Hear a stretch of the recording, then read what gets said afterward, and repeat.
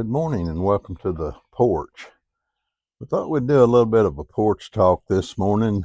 It's kind of an overcast day out here, but I wanted to do this particular talk outside just because it's nice and cool out here. And we're out at the shooting range, which I do a lot of filming out here these days because it's just nice out here. And I can do it on the porch, but lighting is always kind of bad there. Still hadn't worked out the lighting problems that we're having there. But anyway, let's talk about opposing views this morning. I've been thinking a little bit about this for a while, and I know that in the world that we live in today, that it is very polarized in the area of opposing views. People tend not to want to hear what the other side has to say.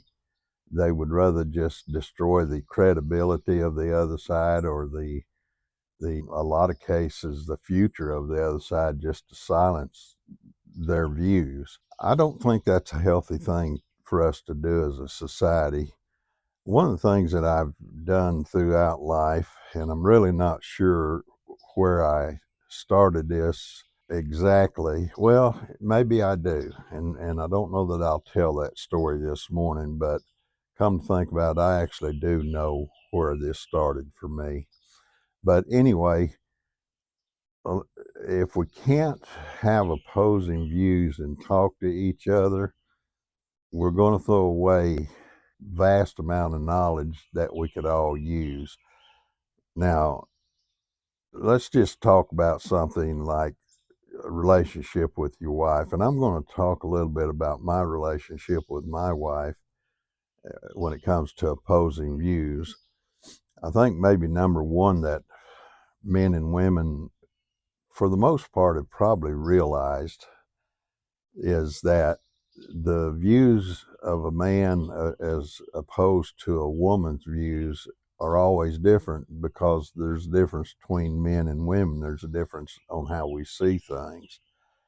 And what I learned throughout the years is listening to my wife, even when her views didn't agree with mine, a lot of times brought out information that I didn't have, that once I got that information from her, I made better decisions, especially when it came to her kids and raising them. Her views were a little softer than mine, and there was just times that my personality needed to be tempered with her softness.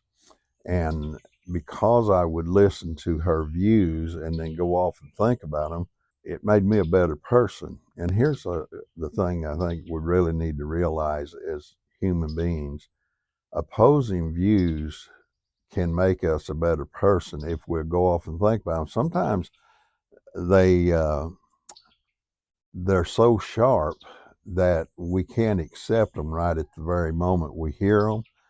But if we walk away and think about them, and think about them honestly, sometimes those opposing views are good for us. Not always. Sometimes that opposing view is just wrong. But I find more often than not, it has information that I can incorporate into my way of thinking that actually makes me a better person. That's just personal experience with that. I think one of the things that you have to watch when you're developing relationships with people is that if your views are so opposite that they just can't connect, those relationships usually will not work.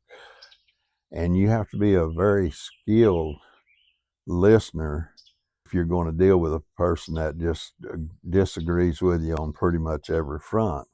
But now there's another side of that too, and we're just talking. I mean, I can put this little talk together better, but I'm just kind of winging it today because I want to think about this a little more and maybe do another video later on with a little more structure. But anyway, getting back to the opposing views, if you're skilled in listening to other people and skilled in the ability to walk away from a disagreement and listen or think about it, you learn a whole lot from that. Now, if you're just one of those people, and this happens mostly with guys, that you got all the answers to everything and the other side just needs to shut up and listen to you. Well, what you really need to do is shut up and listen to them a little bit.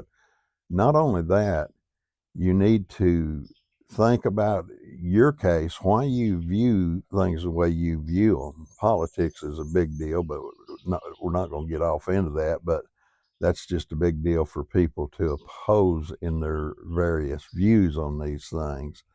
If you have a view that is opposite of somebody else's and you're going to discuss this, I would say this to you: be intelligent, put together your case. This is the reason that I think this way.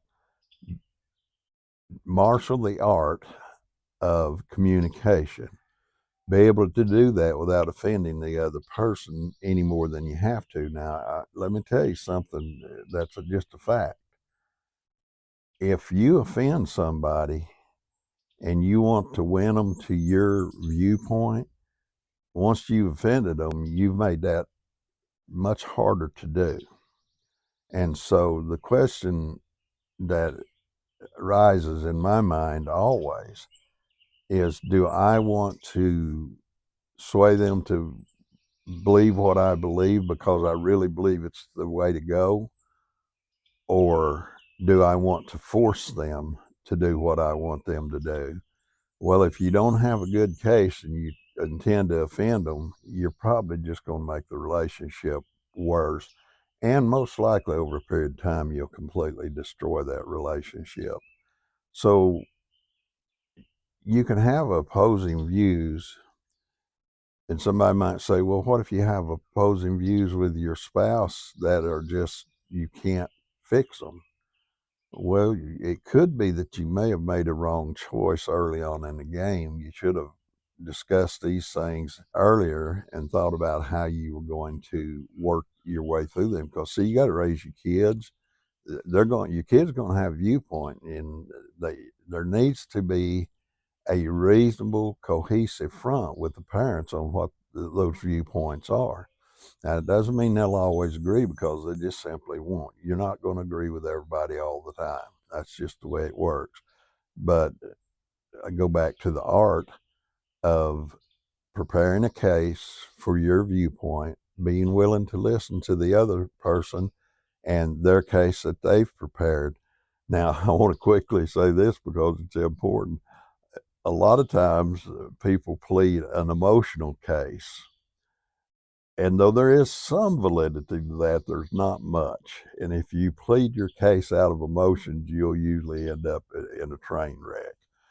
Plead your case with facts, things you can prove, and listen to the other person. When they bring up facts that they can prove, then you may need to change the way you think. I was thinking of a conversation I had here a while back. I had a certain position on a certain subject, and I heard a person that I would consider to be fairly woke made a statement about that changed my way of looking at it.